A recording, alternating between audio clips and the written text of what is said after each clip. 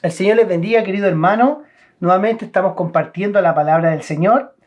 Y en este capítulo número 1 vamos a ver las parábolas de Jesús, llamada El Sembrador.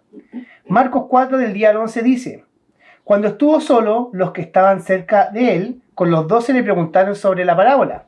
Y les dijo: a vosotros os es dado saber los misterios del reino de Dios, mas a los que están fuera, por parábolas todas las cosas. Jesús utilizó parábolas como una forma efectiva de enseñar verdades espirituales de una manera que la gente común podía entender. Estas parábolas tenían un significado profundo que daba a entender cómo es el reino de los cielos.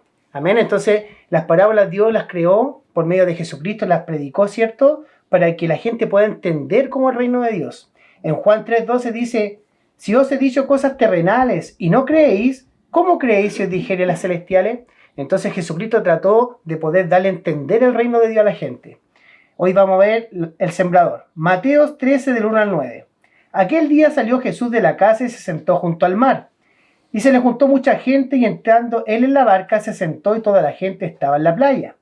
Y les habló muchas cosas por parábola, diciendo: he aquí el sembrador salió a sembrar, y mientras sembraba, parte de la semilla cayó junto al camino. Y vinieron las aves y la comieron. Parte cayó en pedregales, donde no había mucha tierra, y brotó pronto, porque no tenía profundidad de tierra. Pero salido el sol se quemó, y porque no tenía raíz se secó. Y parte cayó entre espinos, y los espinos crecieron y la ahogaron.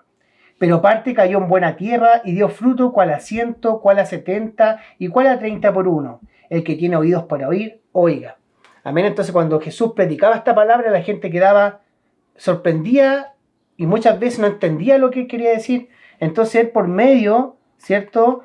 Estas cosas se entienden por medio del Espíritu. Dice: estas parábolas no eran fáciles de entender porque significaban cosas espirituales, y aún los discípulos no las lograban entender.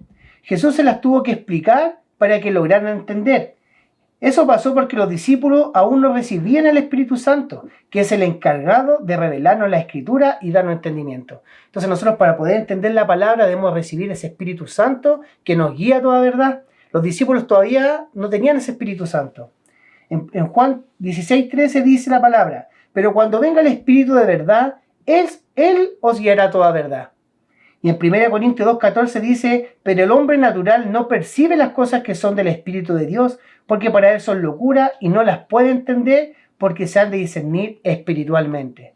Entonces, por medio de esta parábola, Dios nos explica en Mateo 13, 18 al 23. Dice: oíd pues vosotros la parábola del sembrador. Ahora viene la explicación que Jesús hizo. Cuando alguno oye la palabra del reino y no la entiende, viene el malo y arrebata lo que fue sembrado en su corazón. Este es el que fue sembrado junto al camino. Amén. Entonces, la primera cualidad que tiene esta persona es que oye la palabra. Muchas veces nosotros escuchamos la palabra, vamos a un culto, vamos a una predicación, a donde se esté predicando la palabra, y escuchamos la palabra. Pero ¿cuál es el problema del que está junto al camino? Que no la entiende. Y viene el malo y arrebata lo que fue sembrado en su corazón. El enemigo le quita esa palabra. Luego, en el número 20 dice: y el que fue sembrado en pedregales, este es el que oye la palabra, y al momento la recibe con gozo, pero no tiene raíz en sí, sino que es de corta duración, pues al venir la aflicción o la persecución por causa de la palabra, luego tropieza. Entonces esta cualidad también tiene la misma cualidad que el primero: oye también la palabra. Pero ¿qué pasa? Que al momento la recibe con gozo, se alegra, dice: qué bonita la palabra, me gustó. Pero a la primera prueba que viene, esta persona se va de la iglesia, se enoja con el pastor, se enoja con el Señor, se enoja con su hermano.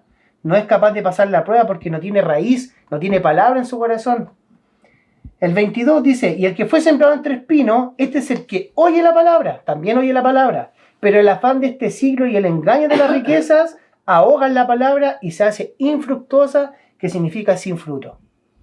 Y por último dice: más el que fue sembrado en buena tierra, este es el que oye y entiende la palabra. Esa es la gran diferencia de aquel que da fruto, que oye y entiende, y da fruto y produce a 100, y a 70 y a 30 por uno.